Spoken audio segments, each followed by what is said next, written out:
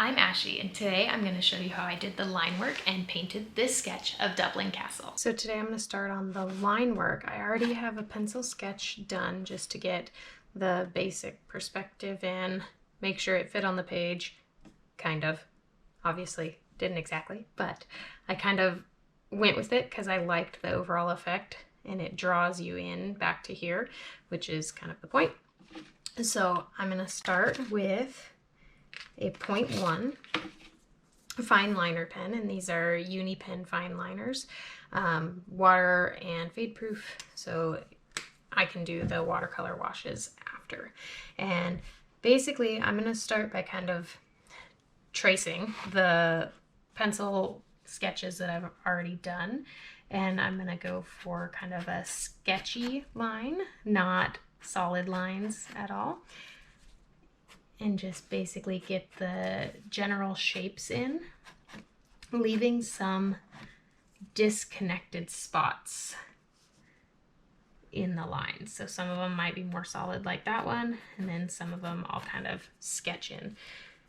And just go around and do that, and then when I get to adding some more of the details, I will come back. So I'm just going to speed this up now, and then I'll come back when I'm adding some of the details that aren't already sketched in pencil.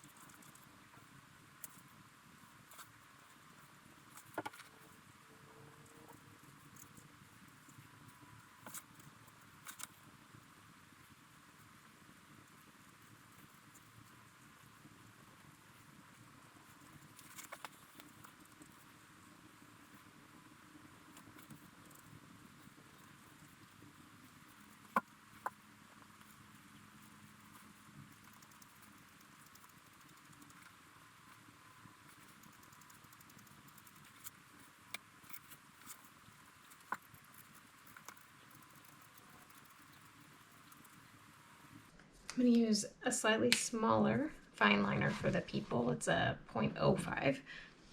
And I'm just going to, again, basically trace what I already have sketched here.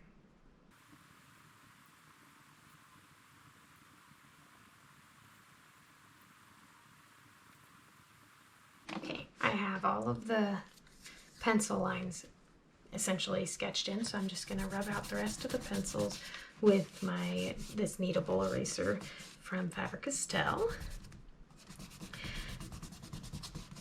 Now, I've been watching some videos of people kind of sketching in their urban sketches figures, and so I've been trying to be a little bit freer with how I'm sketching people and using different techniques. So like for this one, I kind of just got a basic silhouette in and then added in some of the details after. But there are other techniques as well. If you have a certain technique that you like to use when sketching people, let me know, and I will look into it and see if it helps me in my future sketches. Okay. So now I need to go in and add the additional details with my fine liners. So I have my reference photo here that I'm using, and this is Dublin Castle in Ireland, in Dublin, Ireland. So in case you hadn't figured that out because you haven't seen it or haven't been there, that's where this is. And it's not an exact replica by any means, but that is what I'm sketching today. Guess I could have started with that. Okay, so it's got these little like weird archways here. Really Not exactly sure how I'm gonna indicate those. Maybe I should start more at the middle where they're straighter. And they're kind of just like these dark archways, and they kind of end up slanting off to the side since it's a rounded building.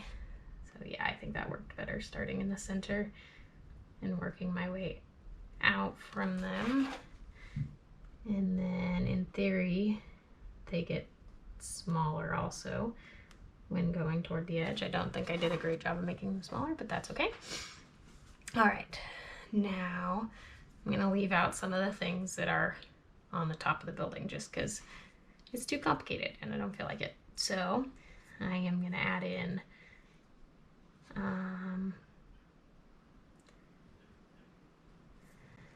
maybe just some window panes here, trying to leave some white. Well, didn't really leave very much white there, but that's okay. So the hard part sometimes is that negative space, right? Because when you're using watercolor washes, the white comes from negative space, not from painting it. Though I could go in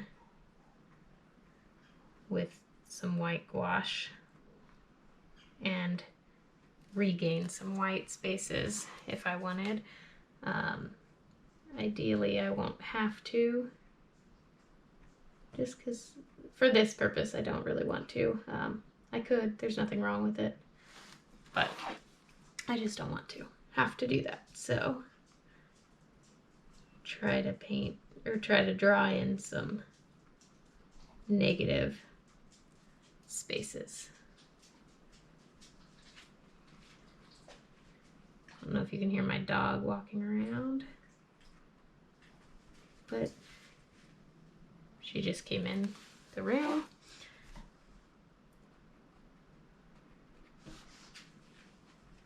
Okay, and these are nowhere near actually square. You know, if they were a little more realistic window panes, they would definitely be square. But I'm just kind of sketching them in, not really that worried about it. Okay, and then for these ones, I think I'm gonna do more like a window on the bottom and then a window on the top.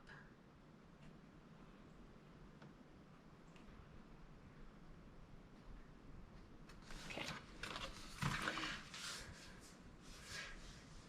Now these ones, we'll just kind of throw some panes in.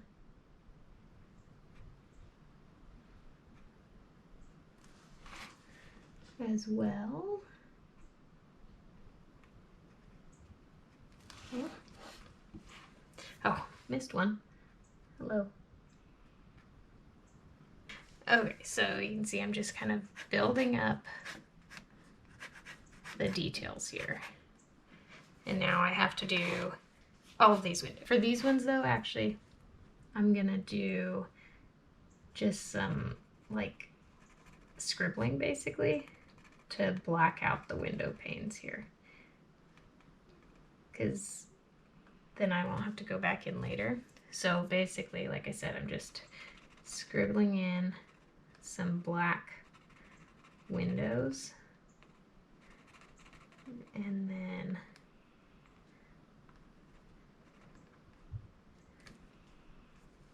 kind of getting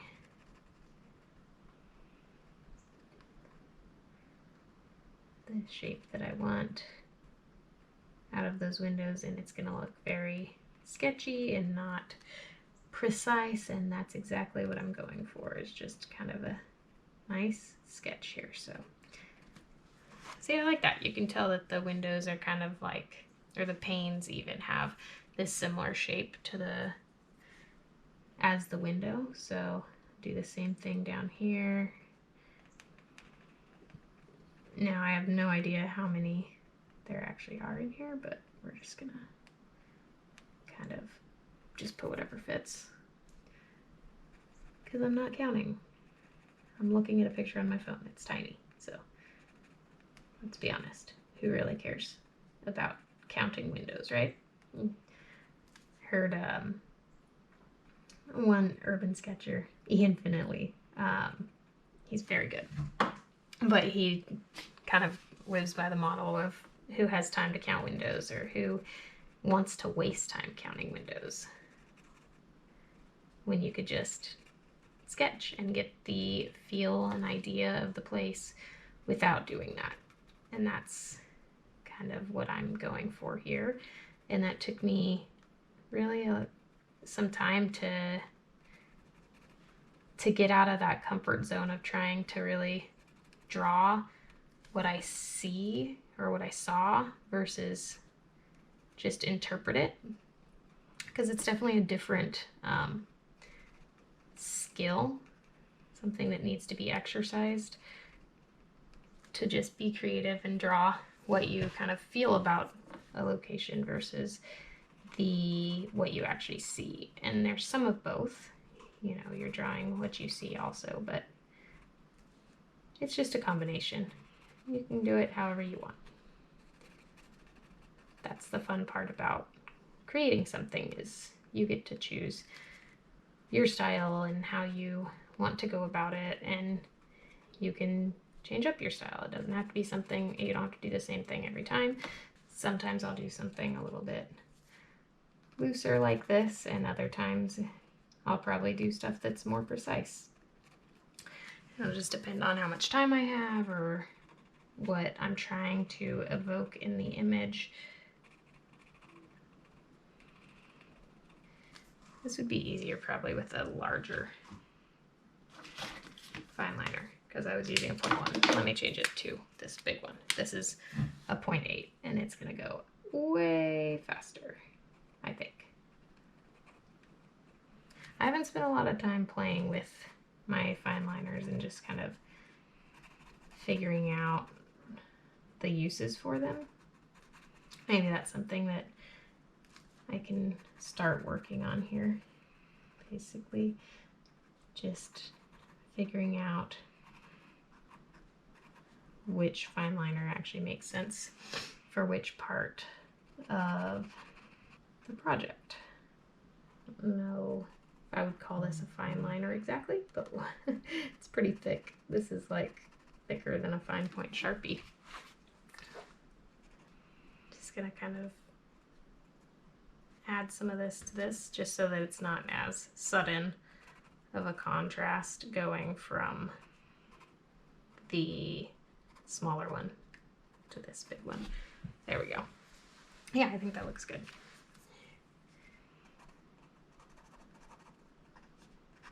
So what I'm learning with this sketch, because whenever I'm doing these, I mean, I'm not creating these for any reason other than just to have fun and be creative, basically. But I'm always learning something whenever I'm doing it. What I'm learning for this is that if you're trying to do something fast, don't do something with a lot of windows. This is definitely taking much longer than I expected. I've never done anything with this scale of windows before.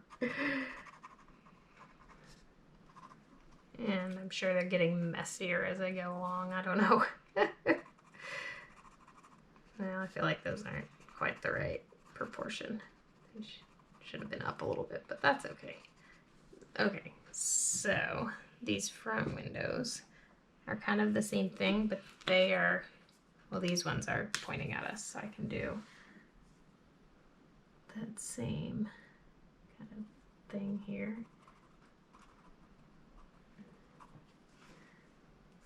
And this one is a narrower one, so it kind of has a different pattern than the other ones.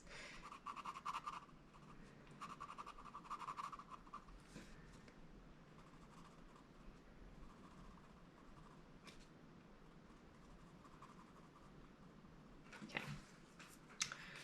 Now, for these ones, oh, I should have done the other way, but that's okay. For these ones in the front, I keep changing my mind. Okay, here's another one here that's facing us. What I keep trying to say is for these ones in the front, I'm going to use a thinner fine liner because they're on an angle.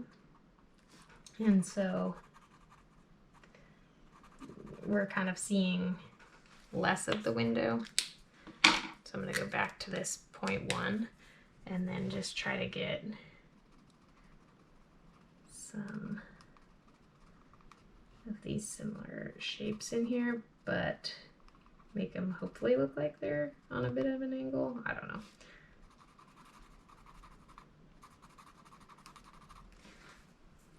I think by just changing the pen, it actually did help. I don't know. Yeah, good enough. Gotta make it look like it's hiding behind that. All right. I think the windows are done. I don't know. There's so many windows. Okay, back to details now. So the top has some like repeating, I have no idea what they're, but they're repeating little squiggly things. So let's just make a repeating little squiggly thing pattern. See? Okay. And then as I get farther down, they're gonna get smaller. I won't say less detailed because I don't think there's any chance that they could get less detailed than literally a little scribble, but we'll just make them smaller.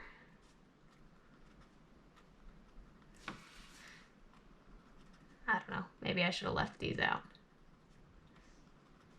I think once the painting's on, the washes are on, it'll look better. Right now they look kind of silly.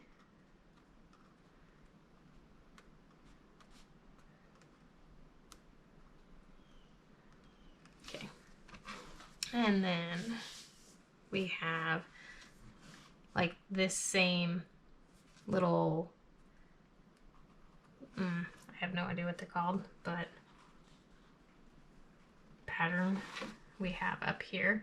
So we kind of have that, and then we go up and across. And then we can kind of see back like that. Okay, so let's do that same thing here.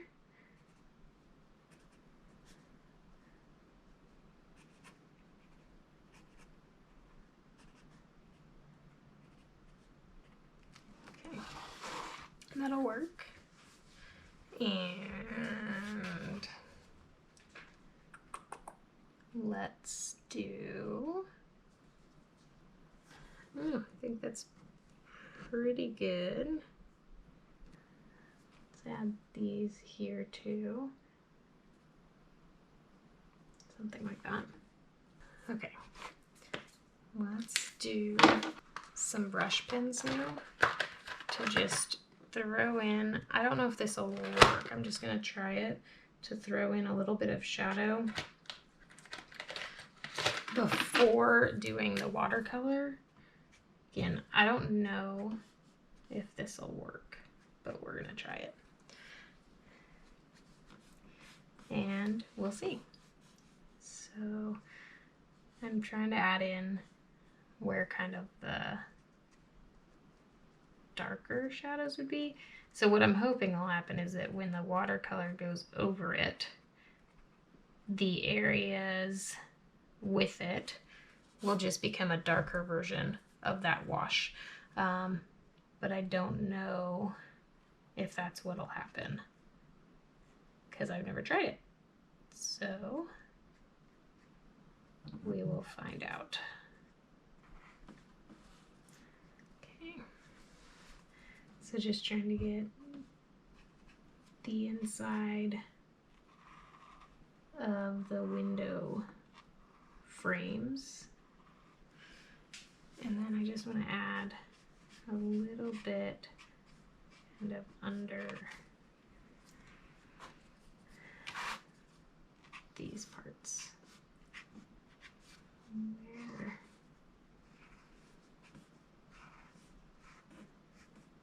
it's sticking out some. So a little bit here. Oops, that wasn't very straight. That's okay. Okay. And then the front side of these columns are shadowed.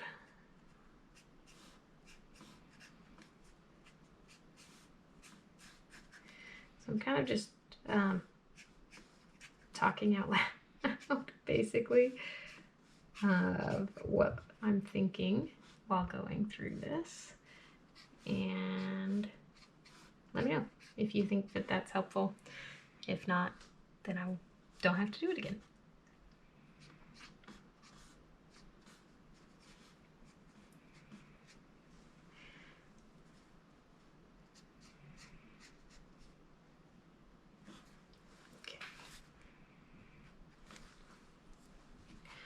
Okay, well, I think that I'm actually more happy with this sketch than I thought I was gonna be when I started it. So that's always nice when that happens. So we'll be happy that that is going on. I just messed that up because that should not be shadowed, but that's okay. So basically what I'm doing now is this part that's facing the other way, the other part of these columns would be shadowed. So the part that's facing us, if that makes sense, would be shadowed. Whereas these ones, it was the other one, but that's good. And then all of this, because this is set back, so all of this will be kind of in the shadow, which I can do with watercolor. Okay. This part's facing us also, so.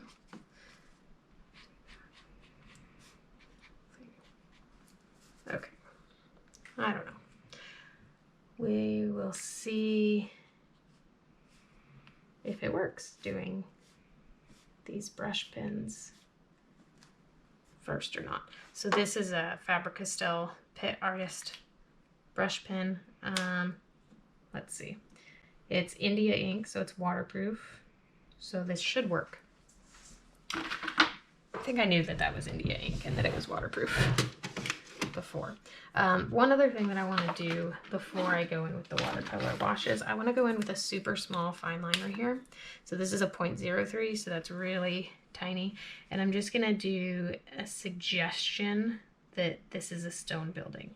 So the way that I do that is just do little areas that I kind of clump some stone shapes together, and there is no chance I'm doing this over the whole building because it would take way too long and I'm way too impatient for all that. But by just adding these few areas really sparsely of the stone texture, now that lets the eye fill in the rest of the building and says, oh yes, that's a stone building. So now I'm just going to interpret that as a stone round tower, basically. And so then I'm going to do the same thing. Now this is more of a variable stone pattern, and then this part of the building is, I don't know if you can see it, it might be a glare, but is a little bit more square stones that are more organized. So I'm going to just kind of do that, trying to generally follow the perspective of the building and kind of make it have some areas where it looks like that stone pattern. Okay, and again, it can be very sparse. It does not have to be filled in at all.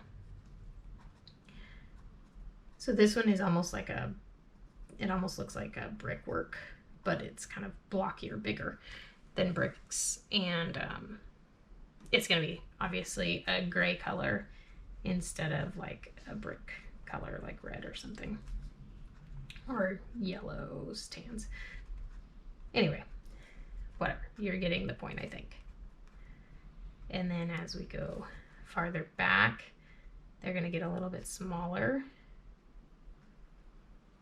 and that just helps with the perspective a little bit. As you go farther back, things appear smaller.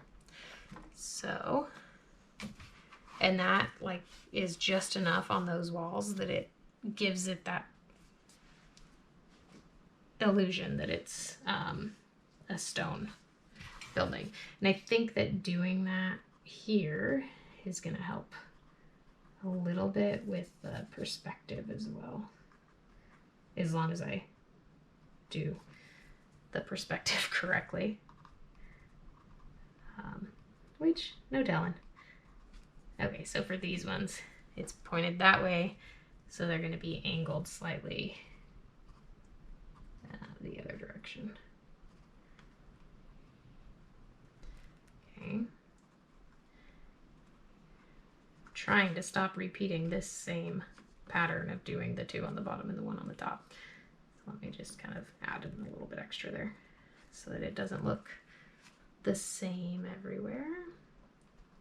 See, I don't know why I keep doing that. It's harder than you'd think to be random. Our brain kind of thinks in patterns, so it is a little bit hard. All right, so that'll give it the illusion of stonework. And then this part of the building is, I don't know, it's brown. I think maybe it actually is brick versus stone.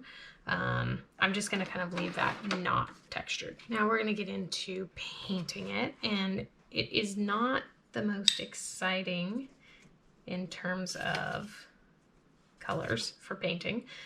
If I stick with the original inspiration photo, which I think I'm going to for this. So I'm just mixing up kind of a gray blue color for the sky, and I'm just gonna drop that in, and I'm just doing wet on dry and leaving a little bit of white areas. Not really concerned with it being completely covered or anything. One of my lights just went out. Probably means the other one's going to too soon. So I'm gonna leave the rest of that white there.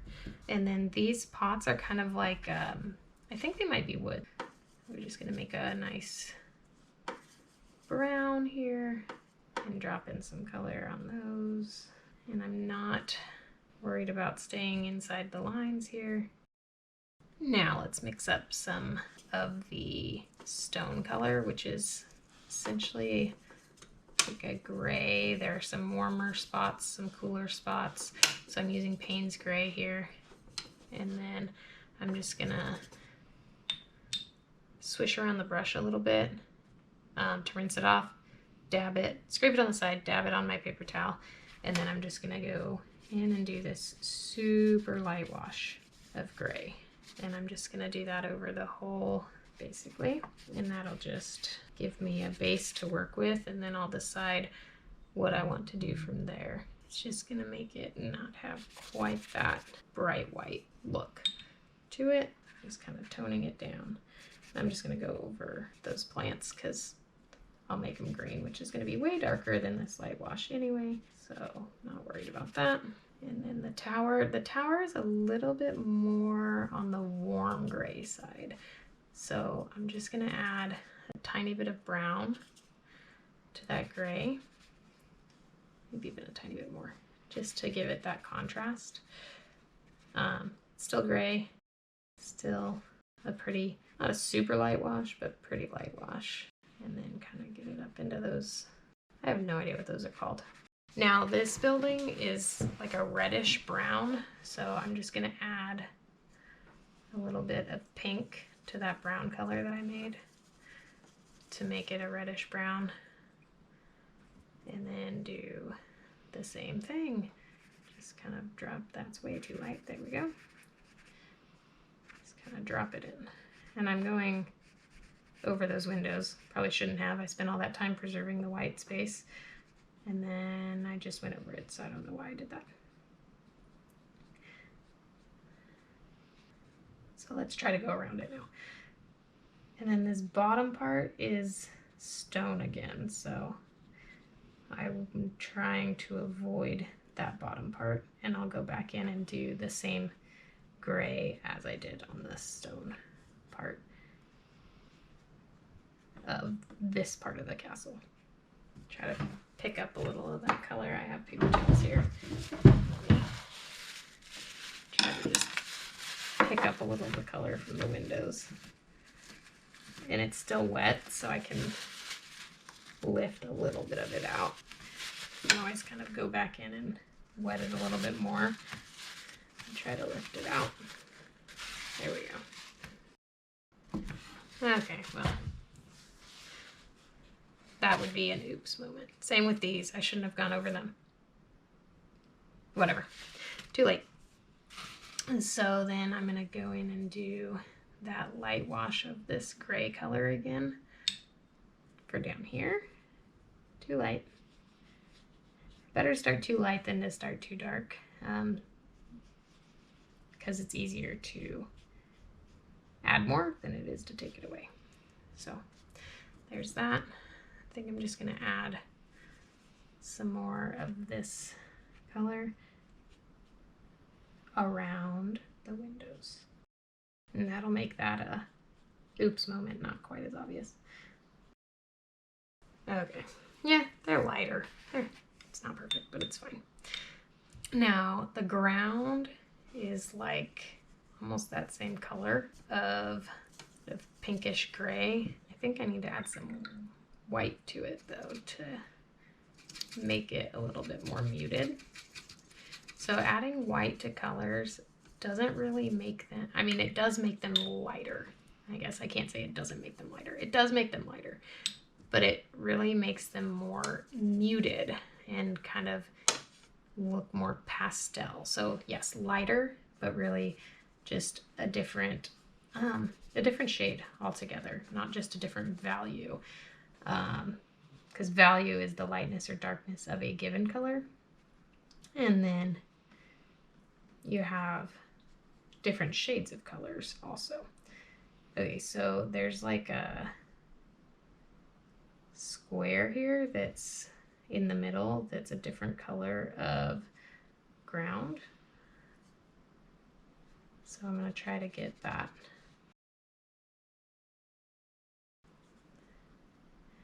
And then I'm just going to dab a little bit more of this color up by the buildings to make it look like there's a bit of a shadow.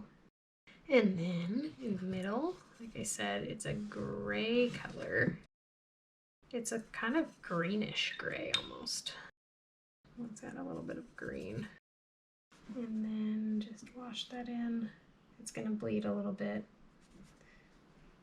because I'm not waiting for that pinkish gray or whatever color we're calling that, brownish pink, to dry. I have that down here too, just because I want to, because I was looking too close to the same shade as the building above it, and I just wanted to show that the building and the foundation, or whatever we're calling that, were different colors. Okay, now to drop in just a little bit of color on these people, I'm going to get a smaller brush. This is a size 2 is what it says. And we're going to just kind of mix up a variety of colors. Just kind of make this a cool pink color and drop that in on this lady's shirt. And we're just going to put them all in some blue jeans. So let's get kind of denim-y color. Okay. And let's mix up a skin color real quick. this pink color that I had here was almost already it. I'll just add a little bit more pink, a little bit more green, and then take that as a light wash and just dab that in wherever their skin is visible, so faces, hands. This lady you can't see much. Let's put some really dark hair on her. Mix together brown. That can be a hair color here. Just gonna tap in. Blah! Too much. Too much. Pick it up. Lift it out. So if you ever do get too much, just know if you react quickly, you can lift it back out. Okay, this person's bag, let's make it like an olivey green color. And then give this guy some yellow kicks here.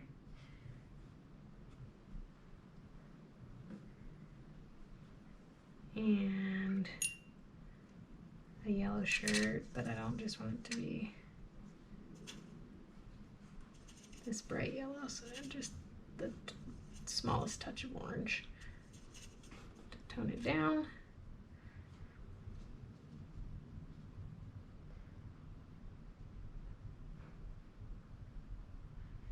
I like that color better.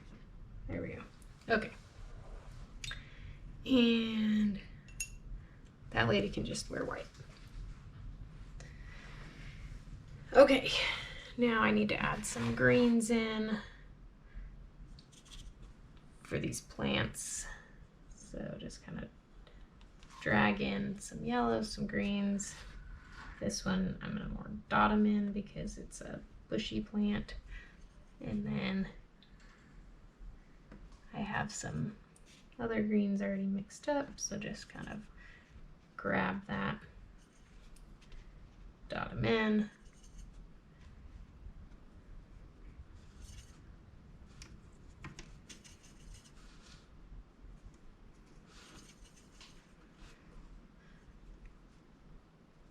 Okay.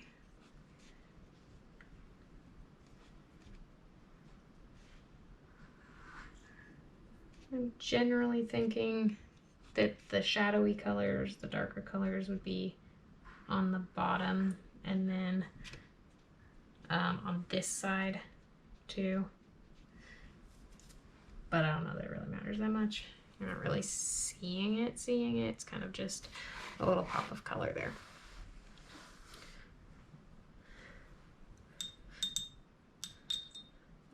Okay, this just looks forgotten, so I'm gonna put her in a shirt. I'm gonna make her shirt a color. Let's do,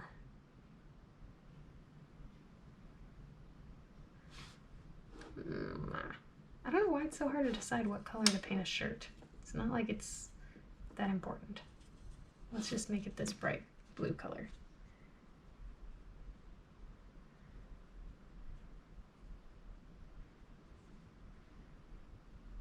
Okay, that looks better because it looked like I forgot to paint her, which wasn't the case, but okay. Now I just need to go in and add some dark gray into these windows back here because this just looks unfinished. So I'm just going to use one of the Pitt Artist brush pens from Faber-Castell and add in, dot in basically some gray. And this is not black, so it's going to look a little bit less intense than these ones, but still very dark. And just kind of dot it in. So I'm just kind of laying it on its side and dragging it down a little bit just to get generally a square-ish, rectangle-ish mark. It's not precise by any means, but it gets the job done. And then same with on these bottom ones. If I look at it now as a whole, so I'm going to take a second, lift it up, look at it, and see what else I think needs done, if anything. And I don't think anything else needs done. I think I like it. So I'm just gonna go ahead and clean up now. I really enjoyed drawing and painting this one. It's really nice to be able to just take my sketchbook with me and a pencil and just sketch whenever I have some downtime, and know that I can always come back and do the ink work and watercolor later if I need to. Thank you so much for watching today. I hope you enjoyed the process of this sketch, and if you liked it, please give this video a like, comment below, and always check out my channel for more painting content. Have an awesome day.